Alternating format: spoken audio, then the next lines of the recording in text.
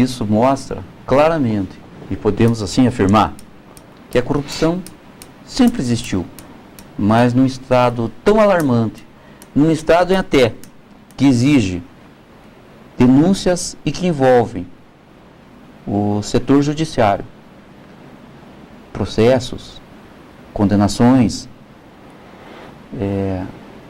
Nunca, eu acho, que vimos tantos casos como estamos presenciando agora. E é só um detalhezinho que eu gostaria de acrescentar. Então, fala-se muito, às vezes na internet, e até em algumas revistas, eu já vi isso, sobre a atuação do juiz Moro. Sérgio Moro. Que, por sinal, o pai, a mãe dele... Ponta Grossa. De Ponta Grossa, família Stark, né, da mãe. Mas eu que fui juiz durante muitos anos, e fui juiz criminal também, principalmente no sudoeste do Paraná, numa época muito conturbada lá, eu acho que o juiz Moro é um juiz íntegro, corajoso, imparcial, não é estrelinha daqueles de ficar jogando para a mídia e tal.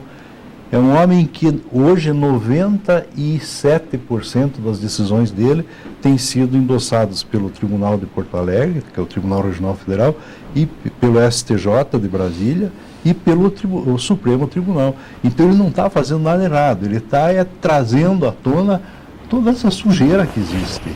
E com uma integridade, com uma coragem assim inaudita, porque ele tem sido caçado, inclusive pelos defensores de dessa gente que saqueou o país, né? Mas ele tem se dirigido assim de uma forma bem serena. Eu assisti algumas audiências e tal pela televisão. Ele está dando um belíssimo exemplo, sabe? De aplicação da lei. De aplicação da lei e daquele princípio constitucional, que é um dos primeiros da Constituição, que diz que a lei é igual para todos. Eu fiz já algum comentário aqui em programas anteriores e frisei que o nosso processo de execução penal, ao meu ver, é um pouco falho. Ele é muito benevolente. O doutor sabe que foi juiz de direito, existe a aplicação, a condena, e depois o pessoal tem um procedimento todo de progressão de pena, começa em regime fechado, progride, semiaberto.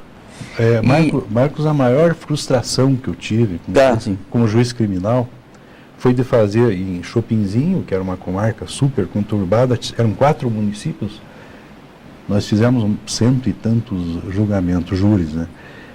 A frustração maior era você sortear aquelas 7 pessoas da comunidade que iam julgar o réu, que iam dizer se ele era inocente ou culpado. E um júri. Daí os 7 condenavam, o juiz dava a sentença, condenava a 15, 18 anos lá num homicídio qualificado. E o cidadão, um excelente advogado, ele saía pela mesma porta que ele entrou, porque ele tinha direito de recorrer em liberdade. Isso é um absurdo. É benevolência. É o nosso... Precisamos imediatamente mudar a nossa legislação, exatamente, o nosso Código de Processo Penal. É o que eu venho falando sempre, está aqui um juiz que vivenciou isso. E eu também, na minha profissão de policial, que fui a vida inteira, vi isso também, doutor. Quantas vezes nos deparamos com situações, em crimes assim, esclarecedores, para não dizer hediondos, porque tem uma classificação de crime hediondo e do que não é. Sim. Mas crimes assim que qualificados mesmo.